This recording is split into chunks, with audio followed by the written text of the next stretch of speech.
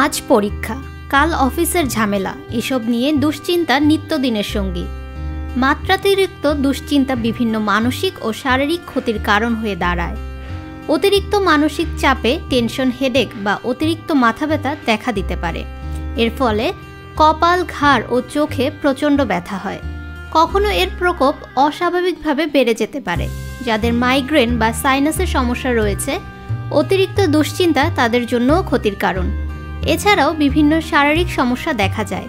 খিদে না লাগা থেকে শুরু করে ঘুম কমে যাওয়া, উচ্চ রক্তচাপ, মাথা ব্যথা, বহুমূত্র, এমনকি হৃদরোগও দেখা দিতে পারে অতিরিক্ত দুশ্চিন্তার কারণে। মানসিক স্বাস্থ্য সমস্যাও দেখা দেয়।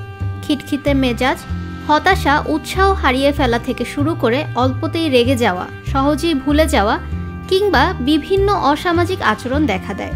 অতিরিক্ত দুশ্চিন্তা করলে আগে যেসব বিষয় সহজেই গুছিয়ে নিতে পারতেন, সেটা আর কিছুতেই পারবেন না। উল্টা সবার সামনে সহজেই রেগে যাওয়ার প্রবণতা বাড়বে।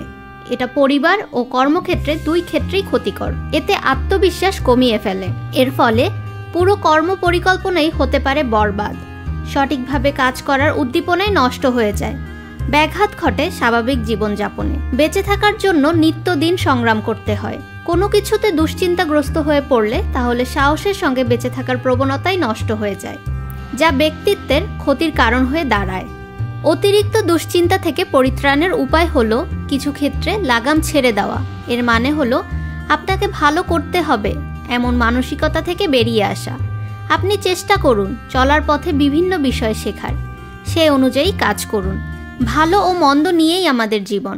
কিছুটা সময় বরাদ্দ রাখুন নিজের জন্য।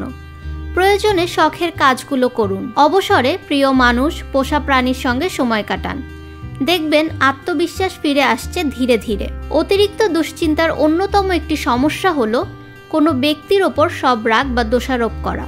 এতে কিন্তু দূরত্বের সৃষ্টি হবে। তাই এ ধরনের আচরণ থেকে বেরিয়ে আসতে হবে।